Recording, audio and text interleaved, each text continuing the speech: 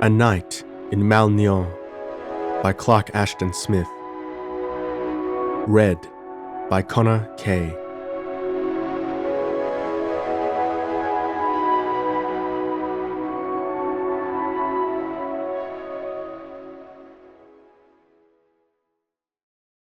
My sojourn in the city of Malnéant occurred during a period of my life no less dim and dubious than the city itself and the misty regions lying thereabout. I have no precise recollection of its locality, nor can I remember exactly when and how I came to visit it. But I had heard vaguely that such a place was situated along my route, and when I came to the fog-enfolded river that flows beside its walls, and heard, beyond the river, the mortuary tolling of many bells, I surmised that I was approaching Malnéant. On reaching the grey, colossal bridge that crosses the river, I could have continued at will on the other roads leading to remoter cities, but it seemed to me that I might as well enter Malnéant as any other place, and so it was that I set foot on the bridge of shadowy arches, under which the black waters flowed in stealthy division and were joined again in a silence as of Styx and Acheron. That period of my life, I have said, was dim and dubious, all the more so, mayhap, because of my need for forgetfulness, my persistent and at times partially rewarded search for oblivion. And that which I needed to forget above all was the death of the Lady Marielle, and the fact that I myself had slain her as surely as if I had done the deed with my own hand. For she had loved me with an affection deeper and purer and more stable than mine, and my changeable temper, my fits of cruel indifference or ferocious irritability had broken her gentle heart. So it was that she had sought the anodyne of a lethal poison, and after she was laid to rest in the sombre vaults of her ancestors, I had become a wanderer, followed and forever tortured by a belated remorse. For months or years, I am uncertain which, I roamed from old world city to city, heeding little where I went, if only wine and the other agents of oblivion were available. And thus I came, some while in my indefinite journeying, to the dim environs of Malnéant. The sun, if ever there was a sun above this region, had been lost, for I knew not how long, in a sky of leaden vapours. The day was drear and sullen at best, but now, by the thickening of the shadows and the mist, I felt that evening must be near, and the bells I had heard, however heavy and sepulchral their tolling, gave at last the assurance of prospective shelter for the night. So I crossed the long bridge and entered the grimly yawning gate with a quickening of my footsteps, even if with no alacrity of spirit. The dust had gathered behind the grey walls, but there were few lights in the city, for people were abroad, and these went upon their way with a sort of solemn haste, as if on some funereal errand that would admit of no delay. The streets were narrow, the houses high, with overhanging balconies and heavily curtained or shuttered windows.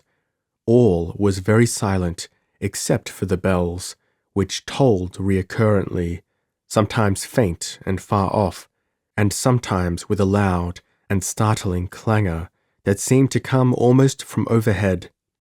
As I plunged among the shadowy mansions along the streets from which a visible twilight issued to envelop me, it seemed that I was going farther and farther away from my memories at every step. For this reason I did not at once inquire my way to a tavern, but was content to lose myself more and more in the grey labyrinth of buildings which grew vaguer and vaguer amid the ever-mounting darkness and fog, as if they were about to dissolve in oblivion. I think that my soul would have been almost at peace with itself if it had not been for the reiterant ringing of the bells, which were, like all bells, that toll for the repose of the dead, and therefore set me to remembering those that had rung for Mariel. But whenever they ceased, my thoughts would drift back with an indolent ease, a recovered security, to the all-surrounding vagueness. I had no idea how far I had gone in Malnéant, nor how long I had roamed among those houses that hardly seemed as if they could be peopled by any but the sleeping or the dead. At last, however, I became aware that I was very tired, and bethought me of food and wine and a lodging for the night. But nowhere in my wanderings had I noticed the signboard of an inn, so I resolved to ask the next passer-by for the desired direction. As I have said before, there were few people abroad. Now, when I made up my mind to address one of them, it appeared that there was no one at all, and I walked onward through street after street in my futile search for a living face. At length I met two women, clothed in grey that was cold and dim as the folds of the fog, and veiled withal, who were hurrying along with the same funereal intentness I had perceived in all other denizens of that city. I made bold to accost them, asking if they could direct me to an inn. Scarcely pausing, or even turning their heads, they answered, "We cannot tell you. We are shroud weavers, and we have been busy making a shroud for the Lady Mariel."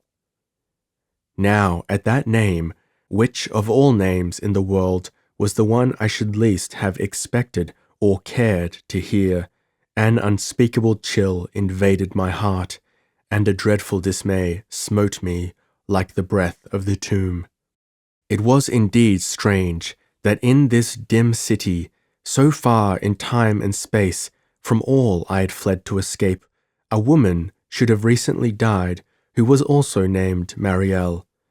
The coincidence appeared so sinister that an odd fear of the streets through which I had wandered was born suddenly in my soul. The name had evoked, with a more irrevocable fatality than the tolling of the bells, all that I had vainly wished to forget, and my memories were like living coals in my heart.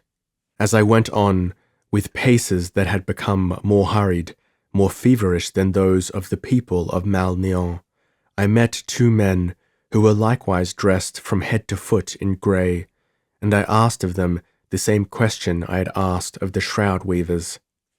"We cannot tell you," they replied.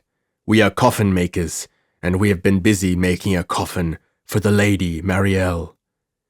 As they spoke and hastened on, the bells rang out again, this time very near at hand, with a more dismal and sepulchral menace in their leaden tolling, and everything about me, the tall and misty houses, the dark, indefinite streets, the rare, wraith-like figures, became as if part of the obscure confusion and fear and bafflement of a nightmare.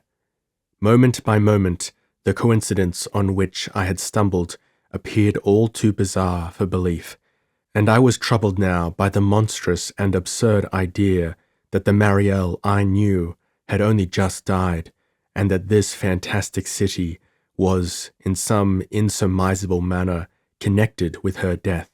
But this, of course, my reason rejected summarily, and I kept repeating to myself, "The Mariel of whom they speak is another Mariel," and it irritated me beyond all measure that a thought so enormous and ludicrous should return when my logic had dismissed it. I met no more people of whom to inquire my way, but at length I fought with my shadowy perplexity and my burning memories. I found that I had paused beneath the weather-beaten sign of an inn, on which the lettering had been half effaced by time and the brown lichens. The building was obviously very old, like all the houses in Malnéant.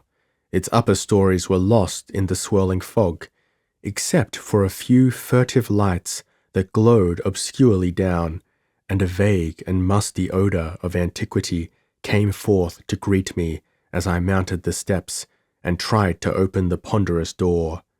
but the door had been locked or bolted, so I began to pound upon it with my fists to attract the attention of those within.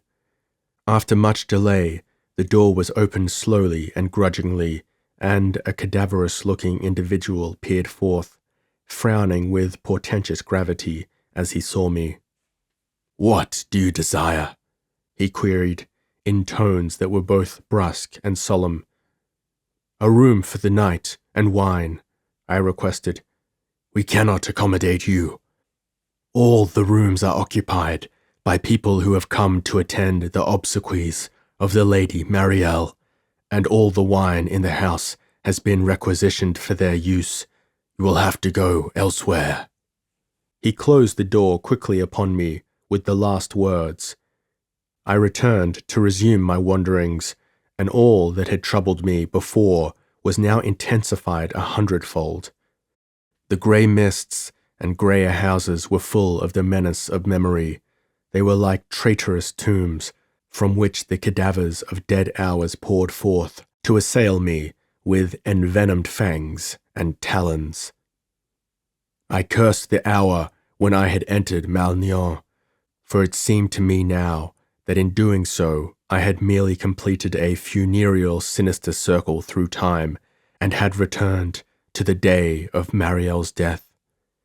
And certainly all my recollections of Marielle, of her final agony and her entombment, had assumed the frightful vitality of present things, but my reason still remained, of course, that the Marielle who lay dead somewhere in Malnéant, and for whom all these obsequial preparations were being made, was not the lady whom I had loved, but another. After threading the streets that were even darker and narrower than those before traversed, I found a second inn, bearing a similar weather-beaten sign, and in all other respects very much like the first. The door was barred, and I knocked thereon with trepidation, and was in no manner surprised when a second individual with a cadaverous face informed me, in tones of sepulchral solemnity, "We cannot accommodate you. All the rooms have been taken by musicians and mourners who will serve at the obsequies of the Lady Marielle, and all the wine has been reserved for their use." Now I began to dread the city about me, with a manifold fear, for apparently the whole business of the people in Malnéant consisted of preparations for the funeral of this Lady Marielle. And it began to be obvious that I must walk the streets of the city all night because of these same preparations. All at once, an overwhelming weariness was mingled with my nightmare terror and perplexity. I had not long continued my peregrinations after leaving the second inn, when the bells were tolled once more. For the first time, I found it possible to identify their source. They were in the spires of a great cathedral which loomed immediately before me through the fog. Some people were entering the cathedral, and a curiosity, which I knew to be both morbid and perilous, prompted me to follow them. Here, I somehow felt I should be able to learn more regarding the mystery that tormented me. All was dim within, and the light of many tapers scarcely served to illumine the vast nave and altar. Masses were being said by priests in black whose faces I could not see distinctly, and to me their chanting was like words in a dream, and I could hear nothing, and nothing was plainly visible in all the place except a bier of opulent fabrics on which there lay a motionless form in white. Flowers of many hues had been strewn upon the bier, and their fragrance filled the air with a drowsy languor, with an anodyne that seemed to drug my heart and brain. Such flowers had been cast on the bier of Marielle, and even thus at her funeral I had been overcome by a momentary dulling of the senses because of their perfume. Dimly, I became aware that someone was at my elbow. With eyes still intent on the bier, I asked, "Who is it that lies yonder?" For whom these masses are being said, and these bells rung? And a slow, sepulchral voice replied, It is the Lady Marielle, who died yesterday, and who will be interred tomorrow in the vaults of her ancestors. If you wish, you may go forward and gaze upon her. So I went down the cathedral aisle, even to the side of the bier, whose opulent fabrics trailed on the cold flags. And the face of her who lay thereon, with a tranquil smile upon the lips and tender shadows upon the shut eyelids, was the face of the Marielle I had loved, and of none other. The tides of time were frozen in their flowing, and all that was or had been or could be, all of the world that existed aside from her, became as fading shadows, and even as once before, was it aeons or instants ago, my soul was locked in the marble hell of its supreme grief and regret. I could not move, I could not cry out or even weep, for my very tears were turned to ice, and now I knew, with a terrible certitude, that this one event, the death of the Lady Marielle, had drawn apart from all other happenings, had broken away from the sequence of time, and had found for itself a setting of appropriate gloom and solemnity, or perhaps had even built around itself the whole enormous maze of that spectral city in which to abide my destined return among the mists of a deceptive oblivion. At length, with an awful effort of will, I turned my eyes away, and leaving the cathedral with steps that were both hurried and leaden, I sought to find an egress from the dismal labyrinth of Malnéant to the gate by which I had entered, but this was by no means easy, and I must have roamed for hours in alleys blind and stifling as tombs, and along the tortuous, self-reverting thoroughfares, ere I came to a familiar street, and was able henceforth to direct my paces with something of surety. And a dull and sunless day was drawing behind the mists, when I crossed the bridge and came again to the road that would lead me away from that fatal city.